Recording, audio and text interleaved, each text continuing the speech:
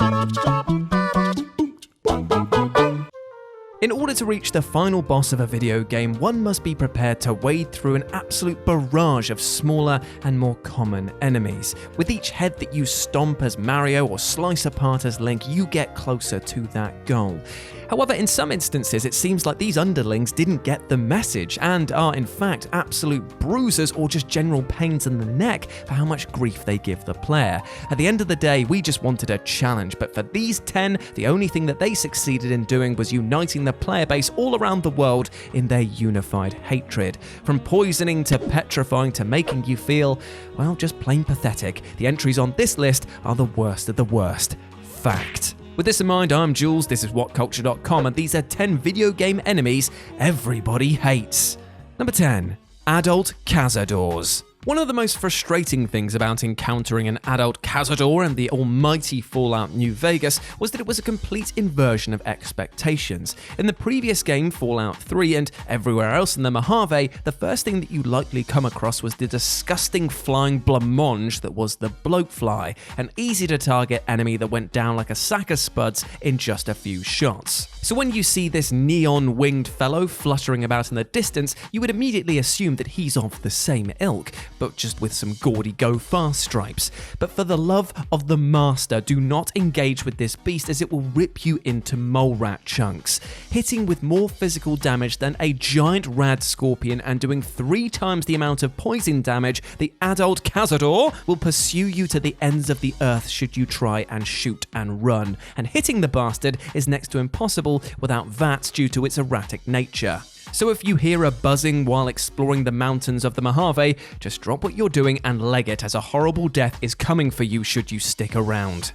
Number 9. Witches. Left 4 Dead 1 and 2. If there's one extremely vital rule that you must follow in the Left 4 Dead series, it is this: do not mess with the witches. Witches are the bane of any Left 4 Dead fan, be they casual or pro, simply because 9 times out of 10, one simple mistake will lead to a team falling apart at the seams. Signified by their haunting wailing, witches can come in 2 forms: a static, seated version, and the much more dreaded walking variant, which means that getting past her is even more arduous thanks to the unpredictable movement. However, what makes the witch such a subject of contention isn't actually anything to do with its design or its behaviour, because it is really well designed as an enemy. It's more down to the fact that the witch will make you hate your teammates. Whether through mistimed moves, a rogue bullet, or triggering a car alarm, you will curse loudly and in a shrill, terrified voice when your mates give the witch reason to give chase. She hits like a truck, instantly incapacitating you, and will cut through you like you're made of wet bread. And you, well, you'll be left on your back cussing out your team until you bite the big one. Number 8. Basilisks. Dark Souls Trilogy. Basilisks are also known in the Dark Souls series as cursed toads, and this name feels pretty apt when every word that will come out of your mouth while fighting these horrible creatures would make a bloody sailor blush. These horrors, quite simply, are some of the most frustrating enemies to take on in Dark Souls, because even the most skilled runner of the game can be caught afoul of their curse-inducing smog, which will turn you into a statue upon filling up a bar, killing you instantly. And it wouldn't be so bad if these little bastards would just sit still and take an axe to the face, but they constantly leap about. And you know what? In Dark Souls 2, they even gave them the ability to headbutt you and deal damage, further adding insult to injury. The collective player base groan when a swarm of these foul beasts rock up can be heard as clear as the bell of awakening, and I'm sure that many fans of the series would like to use that bonfire to burn every last one of them to ashes. Number 7. MALBORO or MALBORO. Final Fantasy series. Much like in a business meeting, date, or attempt at whispering sweet nothings into another person's ear, Marlboros, or Marlboros depending on your preference in pronunciation's bad breath, has the ability to absolutely kill the mood through sheer mouth stench. As a mainstay of the Final Fantasy series, this quite horrific-looking creature has popped up time and time again to bathe parties in an odour that would make that time that your dog threw up durian fruit smell like roses by comparison.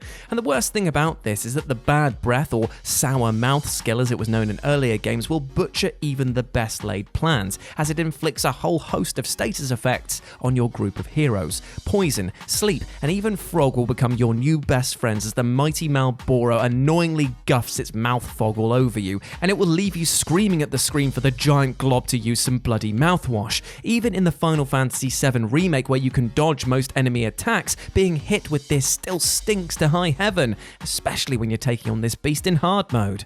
Number 6. Shao Kahn, Mortal Kombat 2011. Now I know what some of you might be saying right now, well this is technically more of a boss fight than a goon-like enemy that you'll put elsewhere, but honestly, for the amount of frustration this guy, this absolute shit-wearing heel has given me, I'm going to take any opportunity to give out about Shao Kahn. Simply put, he's a cheesy, almost broken boss battle which will have you pulling out not just your hair, but clumps of your own skin while fighting him. He's also an absolute dick, taunting you throughout your fights with him and sometimes completely shrugging off damage in order to just carry on with his own combos. It's a boss battle that does what fighting games should never do, and that's take away the element of skill and time that you've taken to master combos in order to basically just rely on spamming one particular move in order to make it through. It's almost like unlearning everything that got you to this final round only to now digest a new set of timings and windows of opportunity, and as a result, the fight is more memorable for the pain it will cause players than anything else. Number 5. Banshees, Mass Effect 3. If there's one thing that still haunts me about Mass Effect 3, aside from the much memed ending, it's the horrifying shriek of the Banshee enemies as they arrive onto the battlefield. With their swollen bellies, grotesque, elongated appearance, and their deafening screech, it's very easy to feel overwhelmed when they step into the fray. But just looking like a chewed dog toy is far from their worst feature, as the Banshees are the bane to any Mass Effect player, especially those that took the fight online in the game's quite brilliant multiplayer. You see, while they might look slow-moving at first, they use this sort of biotic hop in order to close the gap, meaning that targeting them is a complete pain, and you will need to land every hit on them because their armor and barrier ratings are incredibly high, meaning that it can take an entire squad's firepower and still come out the other side looking to slice you up. Which they will do instantly if they get too close, as being grabbed by a Banshee is an instant death kill. It's brutal and will flush teams out of cover and into enemy fire with, well, Mass Effect. Is it any wonder that these are the most detested enemies amongst the fan base? No. Number 4. COUGARS, Red Dead Redemption. Amongst all of the other horrible mutant creatures and other enemies almost seemingly purpose-built to annoy you in this list, there stands a rather normal-looking beast here, but one that absolutely terrorizes any player looking to head out into the West in Red Dead Redemption, and that is the humble cougar.